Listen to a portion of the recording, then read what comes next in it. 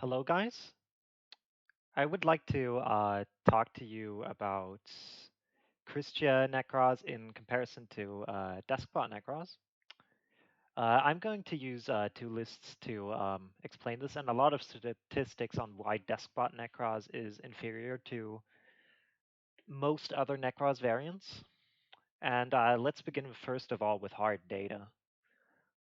So here we got the win rate for since the ban list dropped for Nekroz versus Deskbot Nekroz. You see, Deskbot Nekroz is clearly less represented, so the data might be kind of inaccurate. But it is very interesting to see that because of how Yu-Gi-Oh! Scope registers the win rate on Duelingbook ranked in matches, that Deskbot Nekroz is usually when Nekroz summons Deskbot 003. So this guarantees that they summon Deskbot 003 if they are registered as Deskbot Nekroz. And interestingly enough, their win-lose rate is 33%, while normal Nekroz has a 38% win-loss rate. It may be because I was playing a lot of Nekroz lately, but I don't think I do that big of a difference if I play like 20, 30 games and win 70, 80% of this, um, of mine. But this should be like explaining how the basic win rates are. So let's see in card data, because Yu-Gi-Oh! Scope has a lot of nice card data on that we can analyze. First of all, let's go over the Necros cards and seeing which ones get us the highest win rate. And interestingly enough, not Unicore or Brionac get us the highest win rate. In fact, Brionac is the second lowest of the registered Necros cards.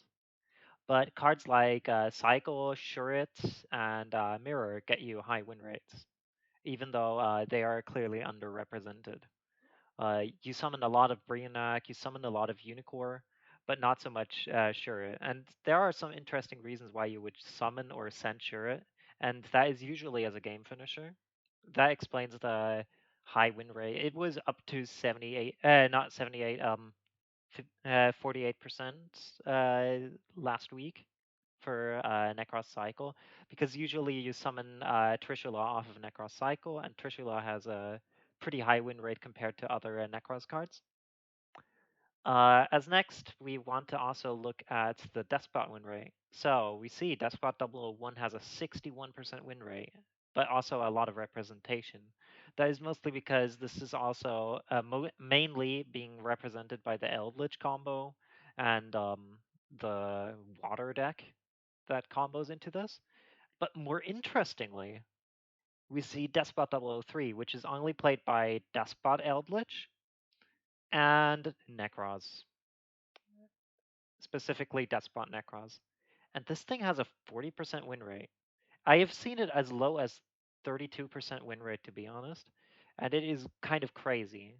And we can mainly assume that most of the people that play Despot 003, from the statistics here of the count, that Despot Nekroz is played, and Despot Nekroz is only registered if you play 003, okay?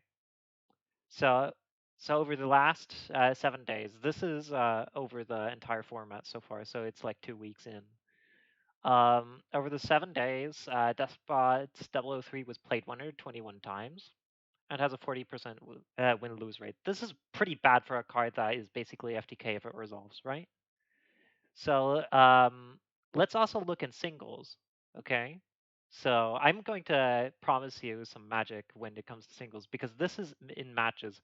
If this card appears in a match, you have a 40% win rate of winning or losing. So let's look at singles. Oh my god, it's a positive win rate. Isn't it this crazy? This is mainly because if Despot 003 resolves, it's basically a dice roll. If your opponent has enough a hand trap, it gets stopped and you kind of lose the game. If this resolves, you win the game. That's why it has a positive win rate in singles, and you can't really side for those because there is no siding. That is something really important. So let's look at Necros in singles.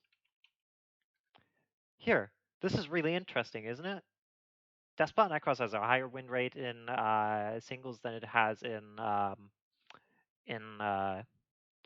yeah than in matches. So why is that so? Because people play hand traps. This is still a pretty bad win rate because Despot Necros dies to one hand trap, and also it's underrepresented. As count of 17 isn't really a lot of data, but it is still very interesting to see. But let's look at Necros cards in singles.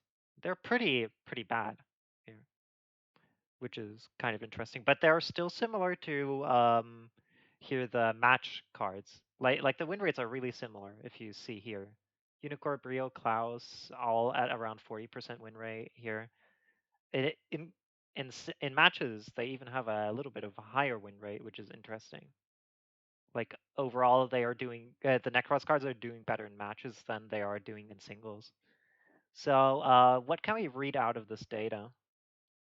Unfortunately, cards like Gale Dogra are not registered or incantations.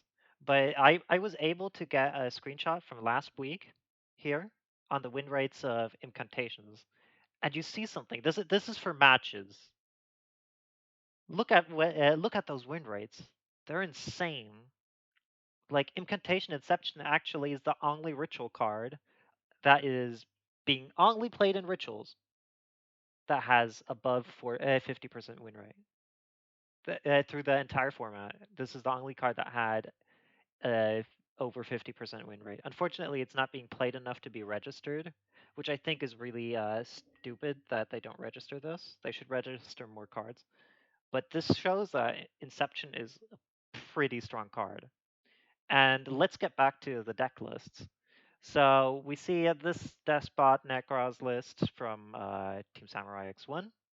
This has been very criticized. And let's look also at another Despot Necros list that I kind of found somewhere.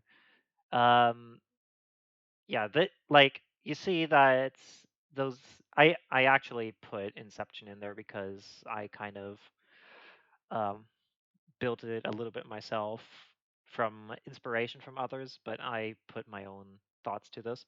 So, anyways, like the usual Despot lists look more like this. They don't run incantations, and incantations, like you need to play good cards to win games a lot, and Inception is a good card.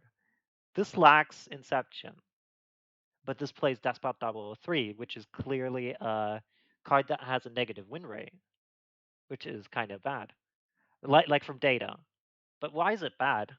The answer is it's a normal summon that dies to any hand trap. It's like and also this deck has no backup plan. Like your best backup plan is Unicorn Pass in this deck. You have committed your normal summon to 003. If 003 doesn't resolve, you can like hope for resolving the 1-for-1 if you play it. And if that doesn't go through, then you are screwed. Or like if they negate any part after the 001, you are also screwed, and you can't even 1-for-1 after that. Like best case scenario, you open 1-for-1 and they ash your needle fiber, which nobody should do. Um, so let's look at the kristya list here. This is my personal list. I have about 70-80% win rate with this. Sometime for a short duration, I had like 90% win rate. Um, this is how I would build Necros, and it's mostly focusing on good cards. Like Adhara has a super high win rate, mostly because it's played by Emancipator.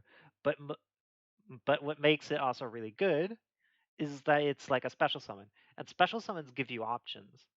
Let's look at good versus bad cards and compare the lists here and see what makes them better or worse. So I dissected the list and looked for the cards that you never want to draw if you want to do combo.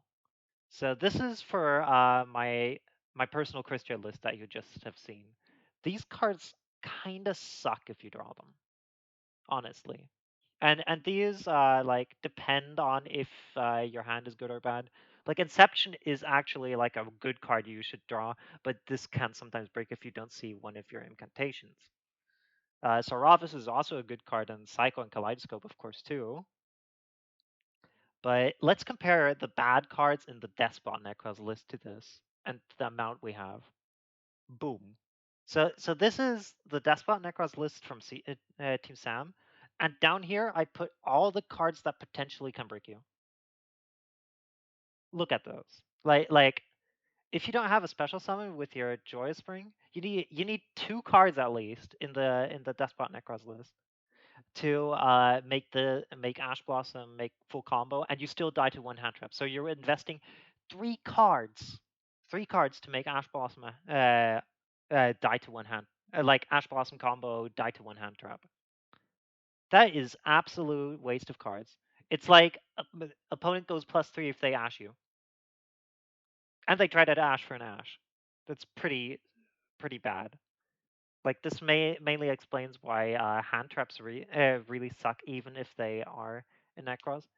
But but mostly because this doesn't give you the option to normal summon, and normal summoning is pretty important if you want to play through hand traps. There are three ways you can play through hand traps, okay? And those are here.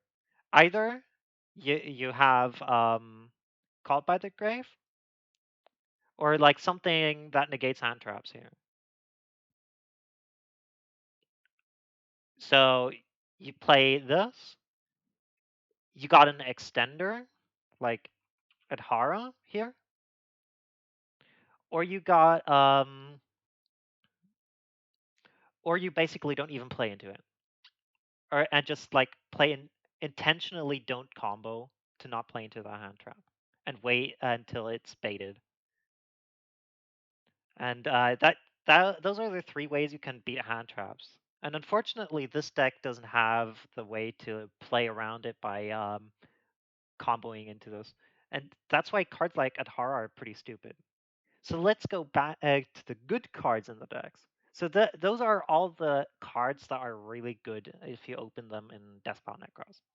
Like Jetson Kron full combo, Despot 001 plus any special summon is kind of good, but this also again has the Ash rule.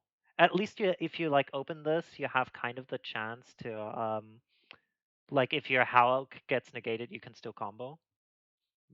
But this like most of these cards are really good to draw. So that we got like 17 cards here good to draw if you count Manju 20. Now let's go to this. Look at this. We have 25 cards that are really fucking good to draw. Even Shurin is good to draw in this deck, because you have a high chance. If you draw Shura plus DD Sprite or plus Adhara, you usually have full combo. And you have Chow Slime, which makes preparation infinite times better. You get so much pluses. You're playing at least 125, maybe 150% more cards that do stuff that you want to have in your hand. And the better you can make your average hand, the more likely you are to win. So like all the good cards, Inception. If you open this, Chalice Line plus Inception, you win. This is insane. This card, this combo. This you I've won one. I I've lost one game where I opened Chalice Lime Inception, and that is only because I drew double imps. If you draw a lot of imps, of course you like lose because they are the bad cards. But the good cards are so much more insane. And what our list does compared to Despot Necros. Here, Despot Necros starters 003, normal summon 003. Oh, I got ashed. Fuck, I lose. Jet Synchron. Oh, damn, that DD Crow really came in clutch, man. Oh, damn, you impermanence my Auroradon. What am I going to do? Here, at this list. Oh, look, I'm doing normal Necros combo. I can try to go into Kristya. Oh, you like Nibiru'd me. Okay, let's special summon. Let's normal summon D Sprite after we without normal summoned baited Nibiru. Okay, I got full halqifibrax combo. Let's go. Or like, Oh, I special summon Tenji Spirit Adhara, and now I normal summon Gale Dogra. Effect Gale Dogra, search yourself combo pieces for Benton and stuff. Okay, I'm awesome. Oh, you imprint by Gale Dogra? Okay, let's go into halqifibrax combo here. And then we still get the same thing. Like you have so many options. And if you have options, you have the ability to play around hand traps. You don't need cards like that don't do anything on their own. Like Called by the Grave on its own is like a bad card because it doesn't do anything. If you have Called by the Grave, your four other cards must be good. But if you instead of Called by the Grave, you would rather want another card that makes a play. And that's one of the main reasons why Deskbot Nekroz sucks. Because you really lack in the cards that you want to make plays with. Like, what's the best hand here? Here, let's do some test hands here. Okay, yeah, this is pretty good. We got an Ash. We got full combo if we Unicorn Kaleido. Oh shit, I got ashed on the Halqifibrax. Oh no, I got negated. Oh darn it. Oh shit, I accidentally sorted it. Here. Okay, I can't do full combo. I drew Cold Wing. Damn it, I lose. I don't have anything. No plays whatsoever. I lost the game. Here. Next hand. Okay, I can play. I can try to play. Clausulas, search yourself mirror, then summon Valkyros, then prep and get yourself another search off of Shurit. Okay, that's pretty good. But as soon as your like one choke point gets negated, you are done for it. Your combo doesn't do anything. And now let's look at this compared to here. This. Okay, randomize. Look at this. This hand is stupid. This plays through two hand traps at least. Like, special preparation of rites activate. Add Saravas. Special Adhara. And normal Geldagra. Effect Geldagra. Pitch two cards. Get yourself Bent and Brio. Brio stuff. Search kristya. Then then you already can like kristya combo. And if like your opponent like has anything that like negates your kristya, you just like go into how combo and at least end on a Borload Savage or like a Herald, and then you still have like everything. Like this is stupid, and you can't even get Nibiru. Your opponent needs like Nibiru plus Imperm to beat this hand, at least. Like, did you ever see like any hand where you would like in Deskbot Nekroz where you play through Nibiru? No, you don't. Next hand. Okay, look at this. Oh shit, I got negated on my Geldagra. Guess I can Klausulas pass. Or, if I'm actually intelligent, I actually even drew a bad card, but this bad card isn't as bad as drawing Cold Wing. Like I still can full kristya combo if this is uninterrupted. But like if it isn't uninterrupted, I can like go into if this is interrupted, I can still end on Klausulas. And Klausulas still is negate. Here. Okay. I'm going to just bait someone into Unicorn Pass. Like I'd play like Unicorn Pass. If your opponent like interrupts anything that comes with the Unicorn Kaleido, like because it looks like you Unicorn Kaleido pass, you just go into full Despot combo. I mean full combo with DD Sprite because Child Slime plus DD Sprite is full combo. And like this is like the worst kind of hand you can get in this deck, because it draws Trishula. So like, but we have run way less bad cards than we're running in this list, or like this list has one playable card. If you get negated on this death spot, you lose. Cool. You're not going to come back into that game anymore. Or like even this list here, randomized. Okay, we have kind of this is like probably the apex of what a good hand looks in like for the Deskbot deck. Or like, yeah, this is okay. But like, yeah, it's important. This list is way better than the Team Sound list, just for reasons. But it's still not optimal. So anyways, I hope like this explains. This is more of a ramble. But I really wanted to get a point out why Deskbot Nekroz has problems. So like TLDR, if you didn't listen through the video, Deskbot 003 bad because normal summon and interruptible, very interruptible. And Auroradon is bad because you break if you draw the Cold Wing, while the kristya deck here with the Lion that doesn't even play the Auroradon, but instead plays Lindcross. If you draw the Lion, you can still special it off of Halq, and you still get like the same, almost the same end board. Plus, you have less engine requirement and better tuners and more options. So like you have a pretty good chance of playing through a lot of things. Yeah, I will probably do a little bit of streaming or something later on. Like if you want to, I can try to stream and try to fix your guys' lists. Otherwise, I could also show off a couple of matches I had or show how I grind through Duelingbook. But I mainly wanted to make a point where if you want to be competitive, Deskbot Nekroz is not the right Nekroz list. Technically, you shouldn't be playing Nekroz if you want to be really competitive. But if you really want to play Nekroz and win, play it optimally at least. Anyways, I wish you guys good luck. I hope you have some insights, gain some insight in what's to do with Nekroz and how cards are good.